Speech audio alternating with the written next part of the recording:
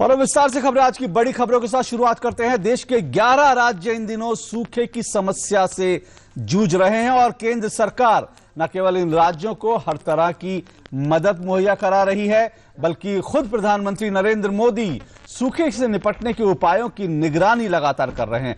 इसी सिलसिले में प्रधानमंत्री नरेंद्र मोदी अब तक 8 सूखा पीड़ित राज्यों के मुख्यमंत्रियों से मुलाकात कर चुके हैं और आज उन्होंने आंध्र प्रदेश और छत्तीसगढ़ के मुख्यमंत्रियों से मुलाकात की और इन राज्यों में सूखे से निपटने के उपायों पर विस्तार से चर्चा की। देश के 11 सूखा प्रभावित राज्यों में खास जरूरतों का आकलन और उसके समाधान के लिए पीएम मोदी लगातार मुख्यमंत्रियों के साथ अलग अलग बैठकें कर रहे हैं। मंगलवार को पीएम मोदी ने छत्तीसगढ़ और आंध्र प्रदेश के मुख्यमंत्रियों के साथ समीक्षा बैठक की। बैठक में सूखे की समस्या से निपटने के लिए तात्कालिक, मध्यम और दीर्घकालिक उपायों पर चर्चा हुई।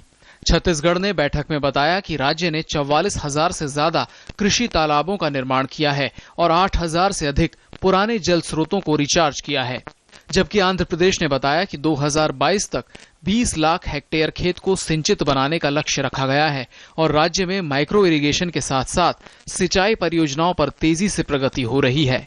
और उस उपाय में छत्तीसगढ़ ने, वो चाहे पेयजल का हो, निस्तार का संकट हो या छत्तीसगढ़ में मजदूरों के काम करने के लिए मनरेगा में मजदूरी का, तो हमने 150 दिन से बढ़ाकर 200 दिन मनरेगा के मजदूरों को मजदूरी दी है और छत्तीसगढ़ को पलायन को रोकने में सूखे के बाद भी छत्तीसगढ़ सफल रहा है।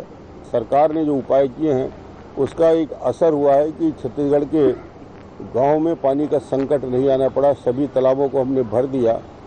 गौरतलब है कि सूखा प्रभावित राज्यों में जमीनी हालत बिल्कुल अलग है। यही वजह है कि पीएम मोदी इन राज्यों के मुख्यमंत्रियों के साथ अलग अलग बैठक कर रहे हैं। मसलन महाराष्ट्र के मराठवाड़ा और बुंदेलखंड में पेयजल संकट है, तो कई सूखा प्रभावित राज्य खेती बाड़ी के लिए पानी की कमी का सामना कर रहे हैं।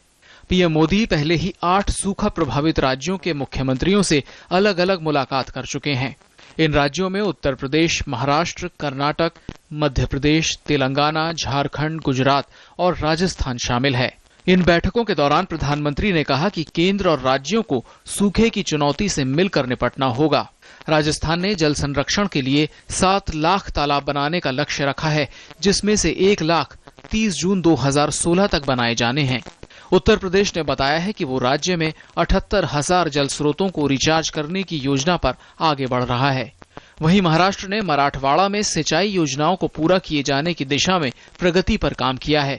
झारखंड सरकार ने भी सूखे से निपटने के लिए कई अहम कदम उठाए हैं। जल संचय पर हम लोग बड़े पैमाने पे काम कर रहे हैं। 1 लाख फार्म पॉन्ड, जिसको डोभा का नाम हम लोग ने दिया है, उसका निर्माण कार्य जारी है। उसके लिए 200 करोड़ रुपए के करणांकन भी कर दिया गया है। जिलों में काम शुरू हो गया है। पेयजल की जहां तक बात है, हम हैंड पंप्स बड़े पैमाने पे लगा रहे हैं। हम लोग यहाँ 4 लाख हैंड पंप्स हैं और हमने 30,000 हैंड पंप्स की मरम्मती की है पिछले 1-2 महीने में।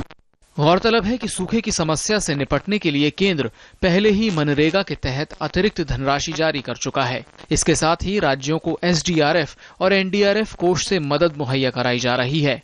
साथ ही राज्यों की तरफ से आई अतिरिक्त आर्थिक मदद की मांगों पर भी तुरंत कार्रवाई हो रही है। शैलेंद्र मिश्र के साथ news night desk, DD news.